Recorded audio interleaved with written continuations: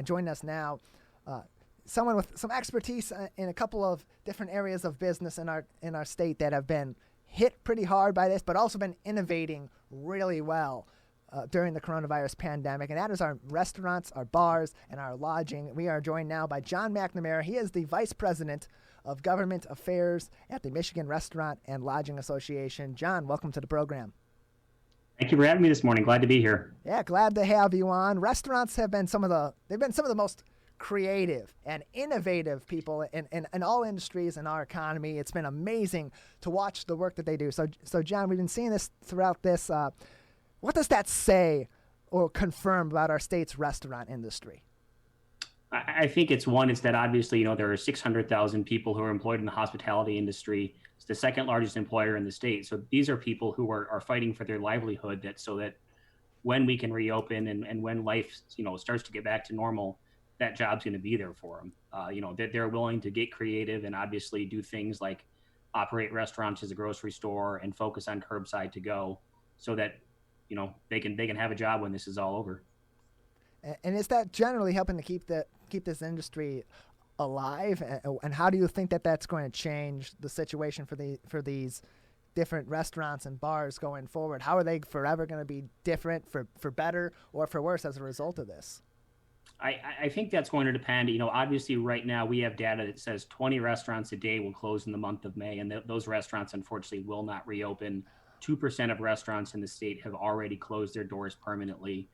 So I think in the short term, you're going to see probably a limited menu at restaurants. You're going to see, different social distancing practices, and it's going to be a different world for a while. But we're confident that, our members and all restaurateurs and their employees are going to find a way to get through this. And obviously, I think the general public is excited to get back out there and, see servers and bartenders and hostesses they haven't seen for a while and enjoy some of their favorite places they haven't been able to go to.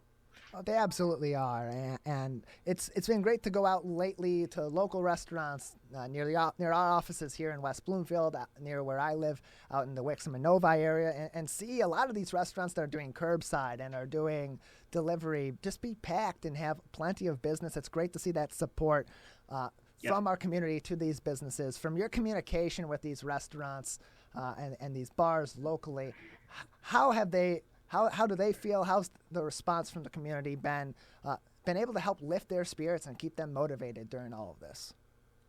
No, absolutely. I mean, it's great to see things like that, and it's great that people have been generous with tips and sort of have been tipping like they got a very good dine-in service, but obviously have been either having it brought to their car or grabbing it to go.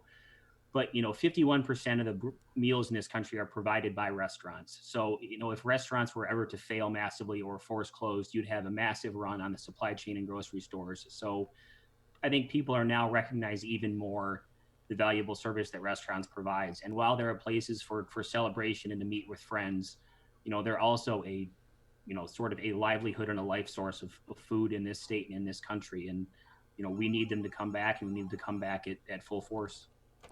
John Mcnamara joining us, the Vice President of Government Affairs at the Michigan Restaurant and Lodging Association. Just give us a little bit of background, John, on what the Michigan Restaurant and Lodging Association is and what its relationship is with these restaurants, with these bars, and with lodging, and how do you help that industry? So up until about 2 years ago, we were just the Michigan Restaurant Association. Then we merged and became the Michigan Restaurant and Lodging Association.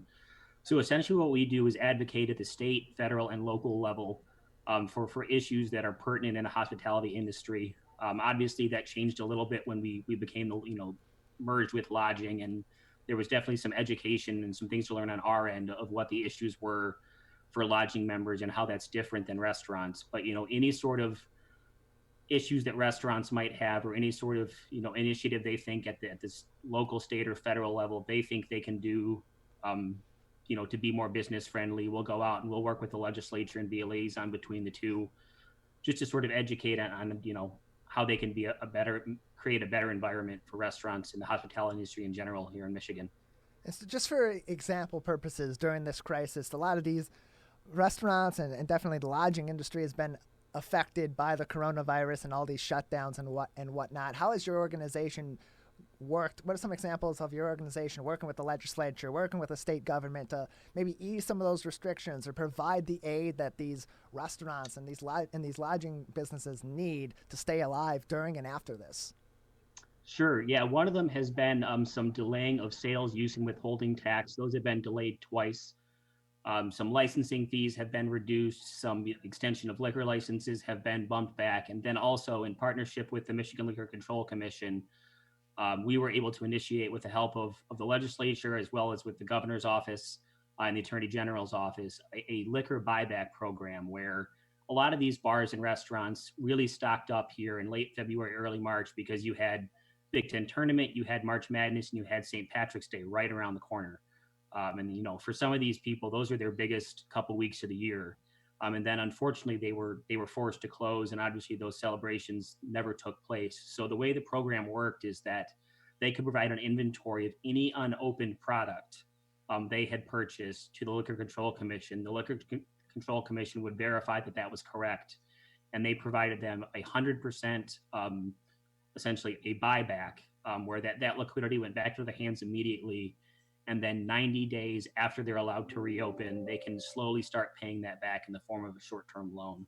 So it injected just over $3 million, to 3.3 to be exact, and 657 people took advantage of this. So it was some much needed liquidity into the hands of our members and some non-members, obviously, which is perfectly great. We want everyone to come back and come back strong. But it was a way to get some much needed cash in their hands quickly. And it was absolutely needed with these bars, especially with March Madness, with Big Ten tournament. St. Patrick's Day is a big one as well. Yeah. Getting that money back in their hands, similar to the Paycheck Protection Program with some small businesses, and similar to the economic stimulus packages for providing funds to every citizen in the U.S. It took some time to get those in place and get those funds out there. How long did it take to get those funds in this program back to these bars and back in their pockets so they could continue to operate? And with this program being enacted so swiftly, how many businesses do you believe or do you know were saved by this? That will be tough to tell because unfortunately we don't know how public perception is going to be, and we don't unfortunately no one knows. No one has a crystal ball, and no one knows when they'll be reopened. But I can definitely say for some, this will absolutely make the difference. It was some much needed liquidity, and an additional advantage is obviously if there was any product that wasn't popular or wasn't able, they just weren't using. Maybe they ordered a bunch thinking it would be popular. It was a way to get they could return that as well and get some money for that. So obviously there's more work to be done. We're in constant contact with both the state and federal governments about how they can help with this recovery. But want to thank the Liquor Control Commission, the governor's office, the attorney general's office, and the legislature for all their work in helping get this program through. John Mcnamara, Vice President of Government Affairs at the Michigan Restaurant and Lodging Association. Where does the restaurant industry go from here? Some elements will be forever changed. Some normalcy will return. What's your organization's forecast on what the new normal will be and what that's going to mean for the restaurant side of what your agency covers? I think you're going to have obviously a short-term new normal where you're going to see 6 feet in between tables. You're going to see probably a lot of people wearing masks. You're going to see both patrons and staff wearing masks, obviously, except when they're eating. I think you're going to see some increased, obviously, safety protocols. And then I think, as time adjusts, we'll move back toward where we used to be. But then there are going to be some things that will probably, never be the way they were. I think it's going to be a while before you see things like buffets come back and things like that. So it's going to be part gauging public perception when restaurants are allowed to reopen, even in limited capacity. I think it's going to be a lot of education on both the customer's part and the owner's part about, one, what customers want to see in restaurants, and then how they can provide that with their staff, but still allowing their staff to do their jobs. Obviously, it would be tough if you're in a kitchen with a mask on and gloves on to sort of do your job. Those are already sort of cramped, hot environments. So I think it's going to, require everyone to have some patience and have some open-mindedness and really, figure out how this is all going to work, because no one's ever done this before. So it's going to be interesting, and we're going to have to be nimble, but we're going to figure it out together. That's for sure. Absolutely, and on the part of those that are patrons of these restaurants and these bars, it is going to take patience. We're going to have to expect to see more lines and a little bit more wait time, and wait for that intricacy that's going to go into keeping these businesses running as normally as possible, while also as safely as possible. Transitioning now, the other end of the Michigan Restaurant and Lodging Association has to do, of course, with lodging, and we haven't heard maybe a lot in the news necessarily about how the lodging industry in our state has been impacted. How has it been impacted by the COVID-19 crisis, John? I mean, we're seeing occupancy rates right around, if not lower than 20% across the state. Really, to even break even, hotels need to be at closer to 35%. Of that. So, I mean, we're seeing a lot of hotels who have just closed and are hoping to weather this storm and come out the other end. But the big thing about lodging is going to be, when this is all over, are people going to want to travel? Personally, I can't wait to get back out there all over Michigan and visit friends I haven't seen, and, go to bars and restaurants I haven't seen. But, we really don't know what this summer travel season is going to look like. Obviously, Memorial Day is probably not going to be great, and who knows about 4th of July. So, we're hopeful that people will want to get back out there and get back out into pure Michigan, but we really don't know. And that's going to be even more of a wait and see what happens of how the public responds to being able to, travel freely again. Just how huge is the summer for this lodging market, with people traveling up north and traveling across the state to various locations? And how is a potentially slower summer with the social distancing measures going to impact negatively or in other ways the lodging industry? If they were to lose the entire, I mean, if obviously May's going to be terrible, and there's just no way around that. And we understand why. We understand why these restrictions are in place.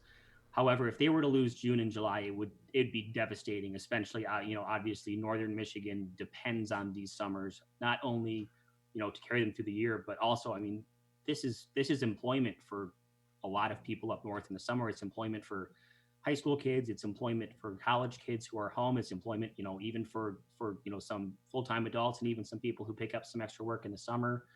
Obviously Mackinac Island is the gem of our state, but they depend on June, July, and August there to carry them through the year, because obviously after Halloween, no one's up there. So a missed summer would be absolutely devastating for the industry as a whole, but would be even worse for Northern Michigan.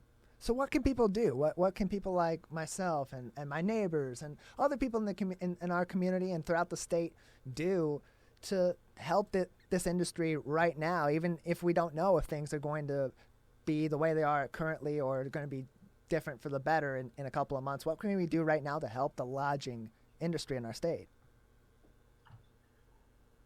So I think there's a couple of things. I think one is just keep in mind that, obviously we are already in an industry that is focused on safety, that is focused on protecting people. No one wants to get anyone sick who comes into their restaurant or comes into their hotel or who comes into their bar.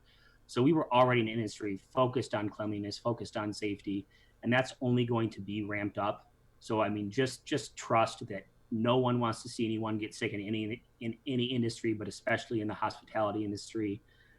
Secondly, and then it's just trust. If you want to go out, trust it's going to be safe. If you want to go to Traverse City, understand that hotels and bars and restaurants are doing everything that they can to make sure that it is as safe as it can be.